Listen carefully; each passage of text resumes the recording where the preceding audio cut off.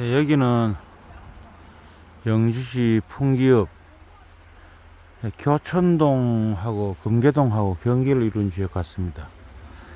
저도 이 지역에 살지만 밤이라서 지금 정확하게 모르는데, 요 뒤쪽은 원룸촌인데 저 뒤 산 쪽에 이제 동양대학교라는 이 지역에 가장 큰 대학교가 있고, 그 앞으로 원룸이 있고, 젊은 학생들이 야간에도 이렇게 음료수를 사거나 뭐 하기 때문에 편의점들이 저 CU 있고, 여기도 세븐일레븐 편의점이 있습니다.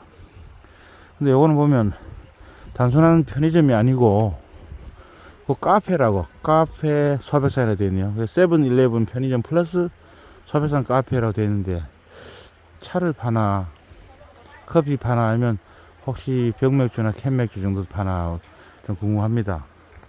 저는 뭐 술 마시는 거 그다지 좋아하지 않는데, 혹시 어떤 단체 행사를 한다거나 손님이 찾아오거나 하면은 시내 쪽에는 이 가게가 빨리 문을 닫기 때문에 뭐 노래방하고 뭐 노래방 몇 개나 이거 나머지 다 거의 다 빨리 닫아요. 12시 뭐 넘어서 하는 영업하는 거의 없고. 근데 이 중앙대학교 가까이 요 원룸촌, 학생들 사는 이 원룸촌 쪽에 오면은 이렇게 좀 야간에도 영업하는 곳이 있습니다. 또 젊은 사람도 있고 해서, 우리 또래 나이가 한 60대입니다만은, 그래도 뭐 친구가 찾아온다거나 멀리 손님이 오면 좀 저녁 때라도 이게 커피든지 술 한잔 대접해야 되는데, 시내에는 사실 별로 대접할 데가 없어요. 뭐 밤 8시 9시에는 대부분 문을 닫아버려서 뭐 모셔 갈 데도 없어. 그럼 집에서 뭐 커피나 사주든가 술 한잔 하는 정도인데, 그건 좀 그러면 좀 뭐 대접 소홀한 것 같고, 그럴 때를 대비해서 좀 뭐 영주 저 밑에 영주역 쪽에 내려가면 뭐 그런 거 많습니다. 그건 또 유흥업소로 조금 뭐 물이 안 좋다가 좀 지저분한 느낌 줘요. 그래서 지저분하지 않고 좀 깨끗하면서 그래도 뭐 비싸지 않고 건전하게 즐길 수 있는 곳, 손님 오면 차 한잔에도 할 수 있는 곳 괜찮을 것 같습니다. 여기 지금 요 흙이는 요 밑에 흐르는 물이, 물소리 들리잖아요. 요 물이 금계천입니다. 저 위에 금계동에서 내려온다 금계천이라고. 요 금계천 물을 따라 올라가면 금선정이라고, 예, 그 물이 흐르는 골짜기 바위 절벽 위에 정자가 있습니다.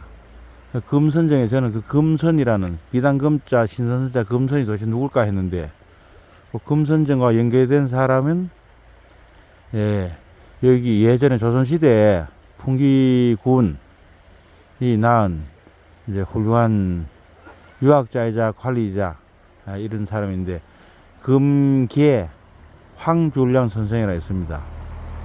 그분 사시던 곳 또는 그분이 공부하시던 곳이 그 금선정이라는 요런 시냇가에 이렇게 돌바위 위에 있는 그 금선정, 거기서 그 북쪽으로 뭐 불과 한 1, 200m 위치에 야산에, 뭐 별로 안 높습니다. 한 산 높이가 뭐 몇십 미터 되려나? 예, 그 산중턱에 여기 바람 피하는 곳에 금양정사에 있습니다. 저 몇 년 전에 거기 좀 가봤는데,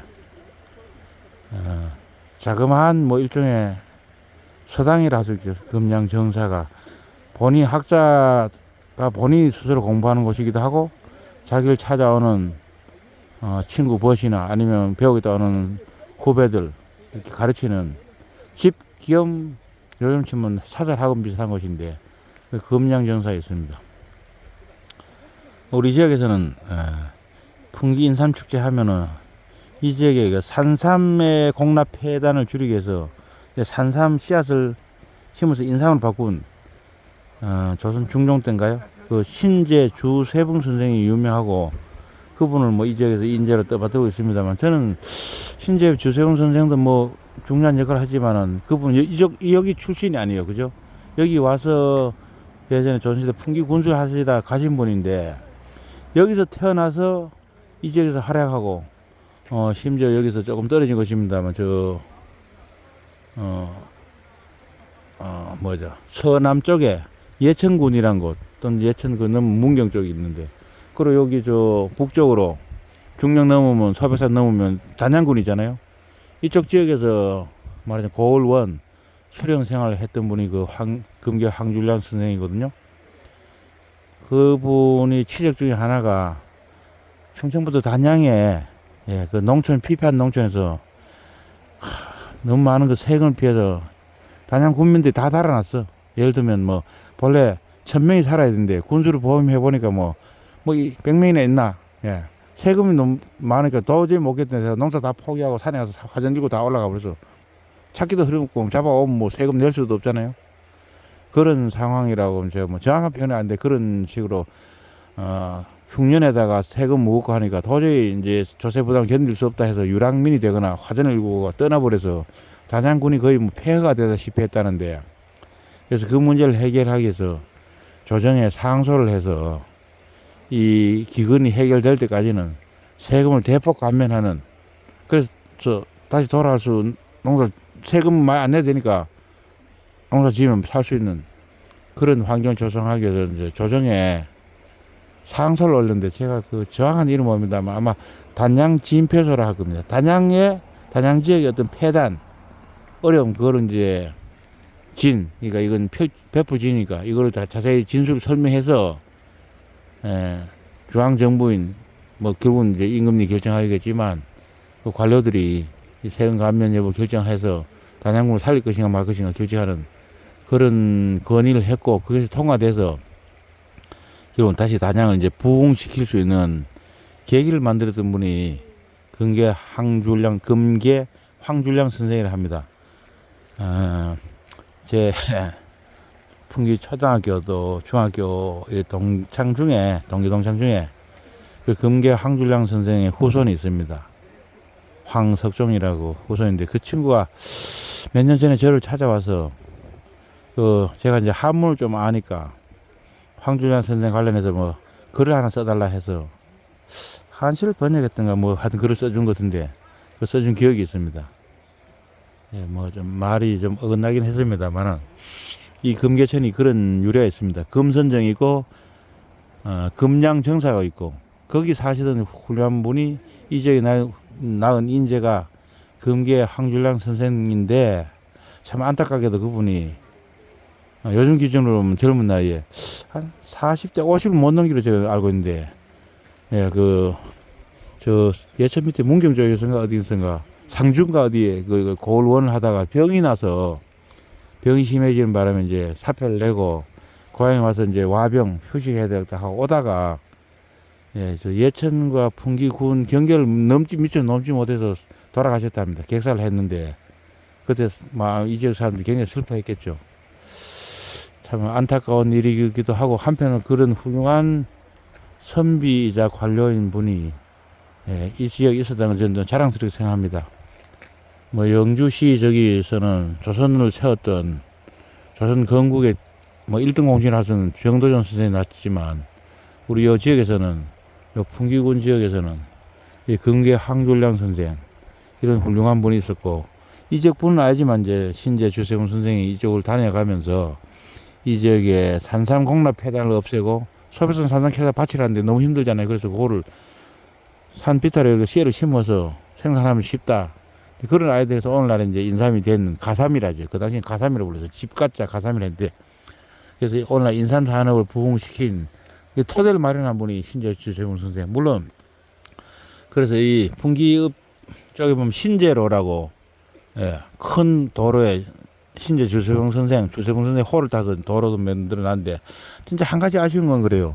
풍기 자체가 낳은 제가 볼 때 뭐 더 위대한 분이 있는지 모르지만은 하여튼 그 훌륭한 그 황줄량 선생, 금계 황줄량 선생을 기념하는 곳은 그분 살던 집 금양정사하고 금선정이 있는데, 솔직히 금선정이 금양정사하고 금양정사 또는 금계 황줄량 선생과 관련됐다는 것을 아는 사람이 거의 없습니다. 저도 예전에 초등학교 다닐 때 금선정에 그냥 개인적으로 놀러도 가고 친구들 놀러도 가고 또는 소풍도 갔었는데, 금선정 그 소나무 솔밭이 있거든요.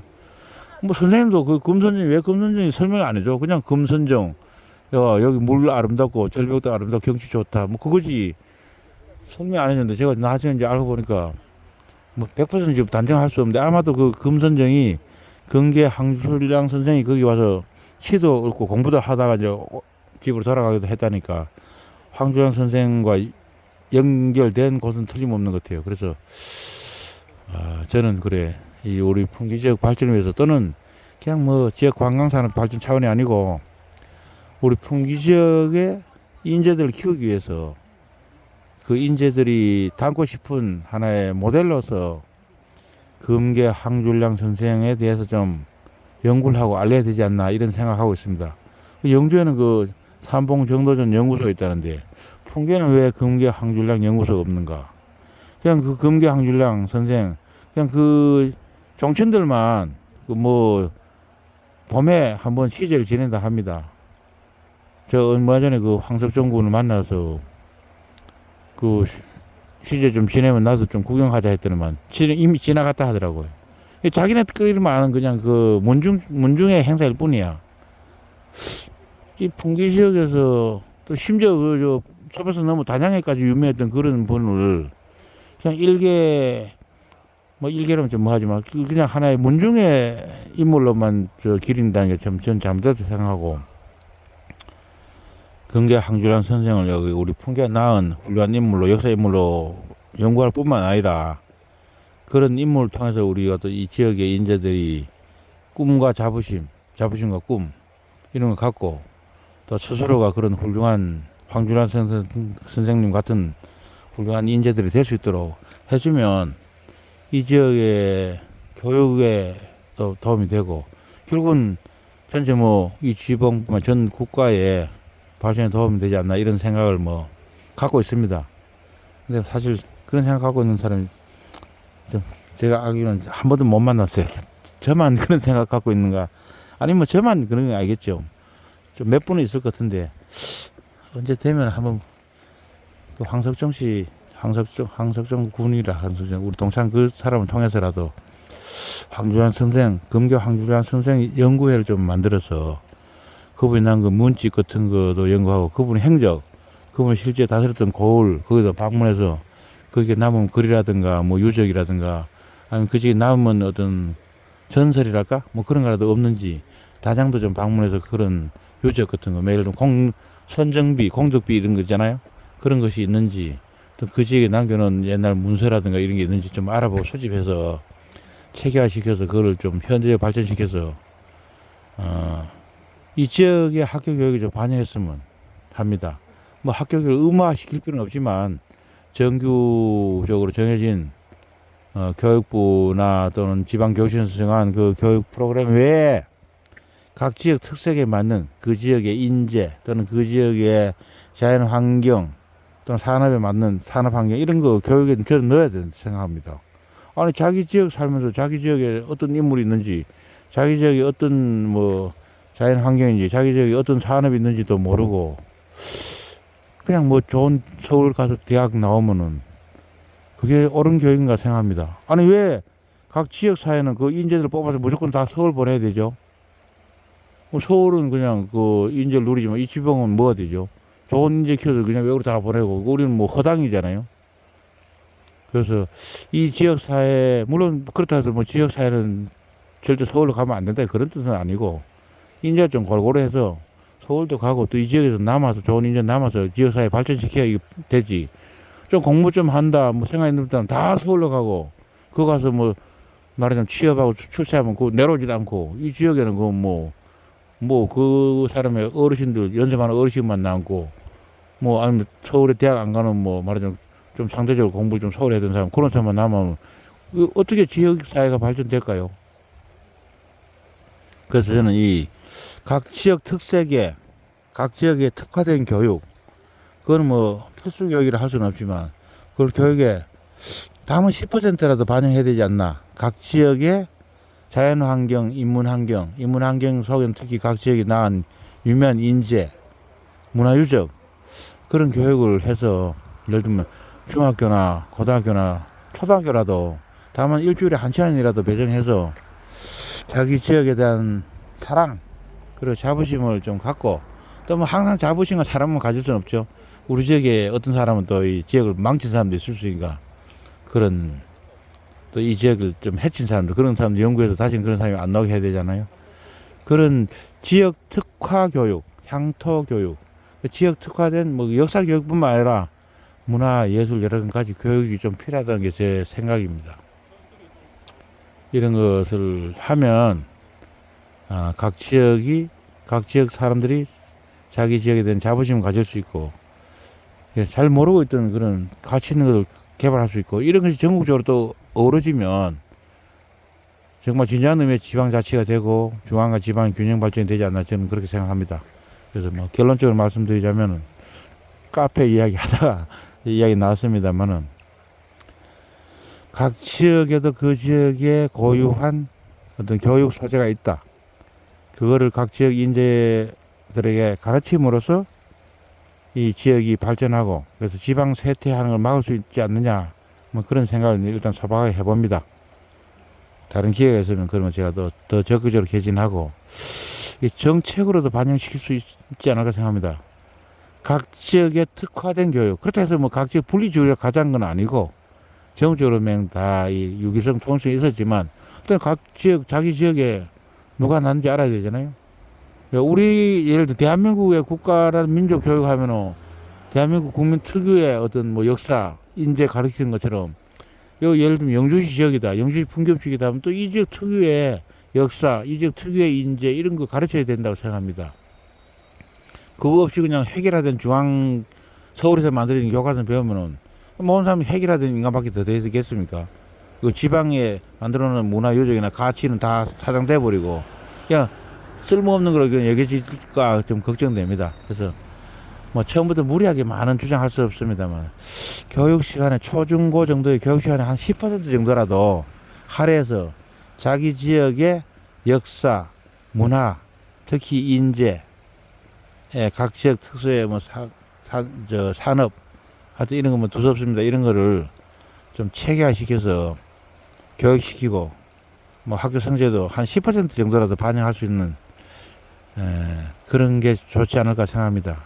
뭐 강요할 수는 없는데 각 지역 특화돼서 그런 거 하면은 각 지역의 관광자원 발전뿐만 아니라 개발뿐만 아니라 각 지역의 인문 환경이 좀 더 풍부해지고 자부심이 늘어나고 지역 사랑하게 되고 그러면 지방 소멸을 막고 중앙과 지방 대도시와 농촌이 역할 분담하면서도 공존하고 공령할 수 있는 계기가 되지 않을까 그런 생각을 해봅니다.